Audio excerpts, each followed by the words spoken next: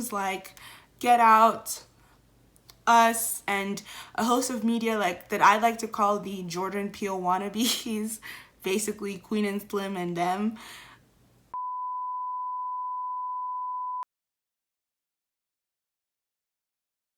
This video will have brief mentions of the TV show The Underground Railroad and talk a little bit about some plot, just so you know. Recently, I was having a conversation with my cousin and sister about the exceeding amount of trauma in the Black shows and movies we had been watching. On that day, we had just finished the film His House, which I'd actually really recommend because it wasn't like anything that I expected. And we were planning to watch The Underground Railroad later on. If you can't tell by now, we watch a lot of film in my family.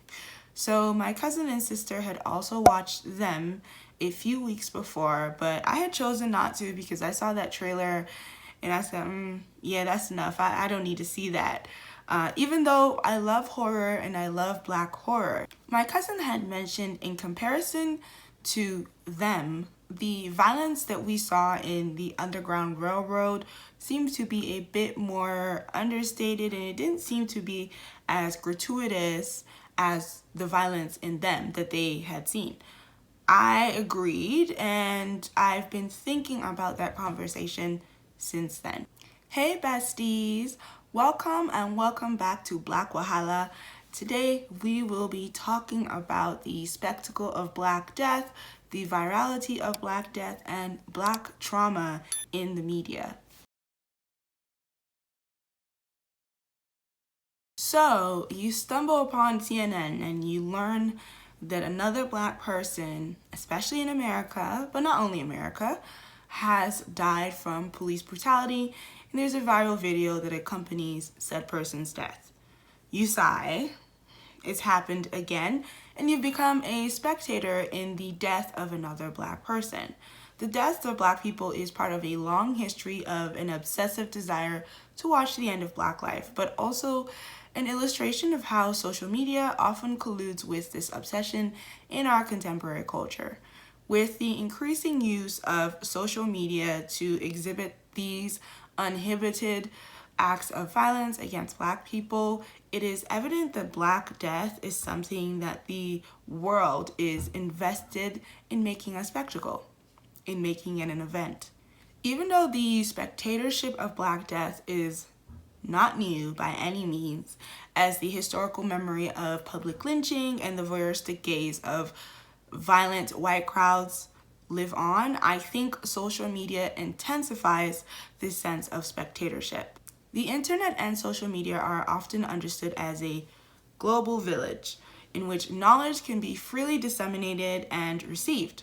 Much like the historical archives, the internet is seen as a digital archive that is a perpetual record, but as many people have asked before me, who benefits from this digital archive of Black death? What does it mean and suggest about this world, a world in which images of Black death are so heavily trafficked for all to see? In our world of mass consumerism and social media, I have to wonder what the virality of images also suggests about our super capitalist structure and the possible commodification of Black death. Scratch that. It's not possible. I know it's happening. Mass media that is dependent on a consolidation of power that aims to consume Black flesh and Black life is frightening. It is easy to point to the rallying of public and outcry and the viral deaths of people like George Floyd, Ahmaud Arbery, Regis Korchinski-Paquette, Philando Castile, Mike Brown, Eric Garner, Sandra Bland, Alton Sterling. Yes, you can point to the public outcry to address my question about what is this use of social media in the consumption of Black death. But I also think this answer ignores how the visible spectacle of Black death completely disappears the Black subject from the public eye. The public outcry simply becomes a spectacle, an event something for people to gaze at in horror. And the black subject, the black person who died, is completely erased from the event. They're not even there anymore. It's all about the spectacle through the virality of these cell phone videos of black people dying. And I think turning to public outcry and saying that these videos are useful because it rallies the public really runs away from the question of the culpability of the non-black spectator.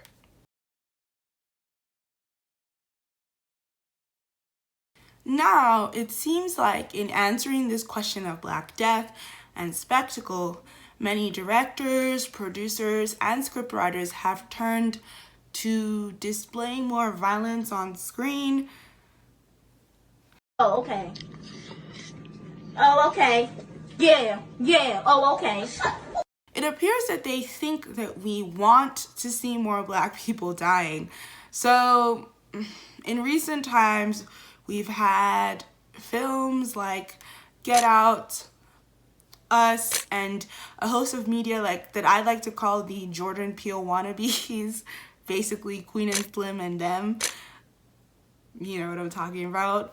But we've also had Two Distant Strangers, Black and Blue, Groundhog Day for a Black Man, which wasn't even created by a black person, my add, and the whole scandal, girl, I don't even care about that. And Monster, and even Judas and the Black Messiah to a certain extent. In fact, this era of black film and TV reminds me a lot of the blaxploitation era during the 70s. And if you know anything about blaxploitation, you could see the connection.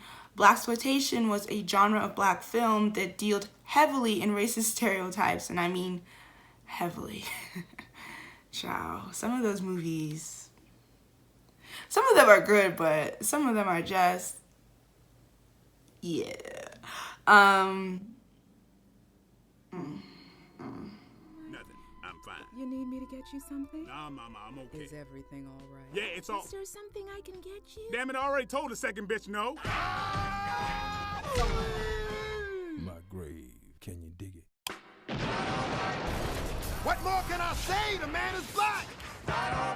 But it was the first time in which black characters and communities were being depicted as heroes and subjects in film and television, rather than just like sidekicks or villains or victims of brutality. But as we see in the conversations online, many black people do not want to see black trauma or movies about slavery, for instance, on screen.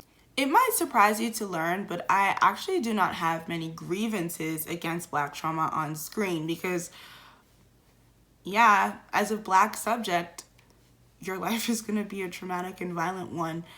Or I don't know many people who've managed to live their black life without facing some sort of violence, if not by the state, by other communities, by whiteness, by anti-blackness. You're going to face it. Choosing not to mention violence will not stop the violence from being reified. It's always going to be there. Now, I understand why people tire of slave movies, but I myself am not even tired of slave movies either. Because, for one, I think that many people have a very, very poor understanding of slavery. I mean, I learned something new about slavery all the time, and I've took classes and written countless essays and research papers about slavery during my time at university, but every year I learned something new.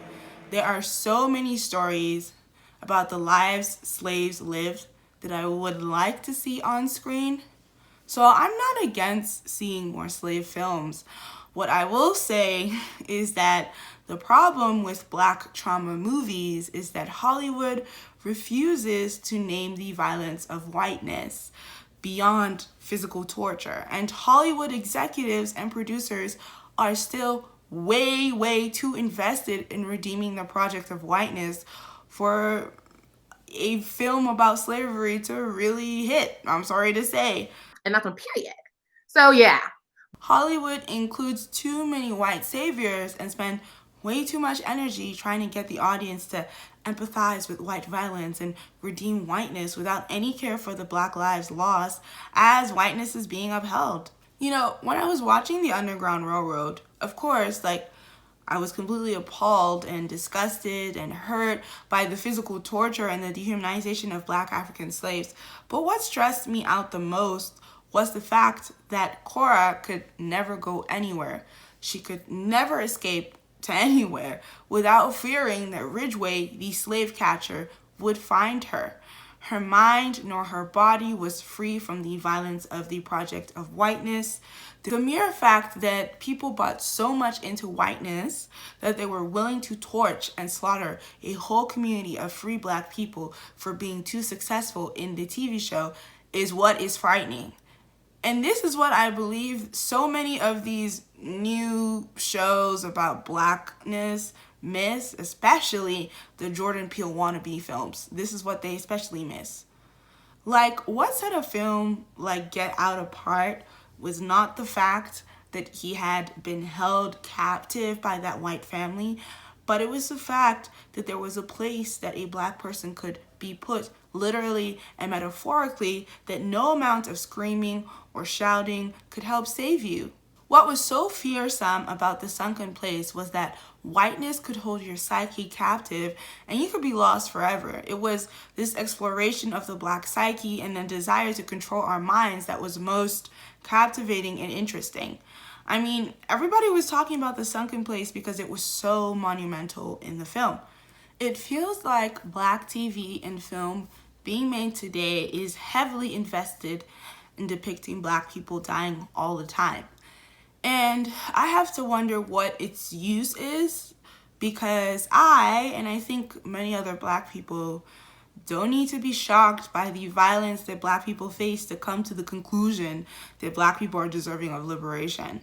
The violence doesn't have to be twisted through the guise of horror or the supernatural. Living a Black life every day as a Black person in this world is a lot of violence already. I don't need to see it through the lens of the supernatural.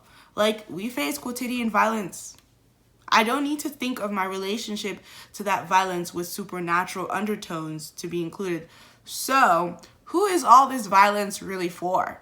With this question, I think of one of Saidiya Hartman's points in her very, very important book, Scenes of Subjection, in which she basically says that a kind of liberal sentimentality has turned brutal scenes of anti-Black violence into a cause for an empathy, but that doesn't provide us any solace. If we have to rehearse violence, even by describing it for empathy, the empathy being from non-Black people, then violence becomes necessary. And as Biko Mandela Gray says, violence also becomes an American religion, especially violence against Black people. But then I also think that even when we choose not to describe the violence is still very much there. It can't disappear. What we can do is to not just remain and be content staying at this place of violence.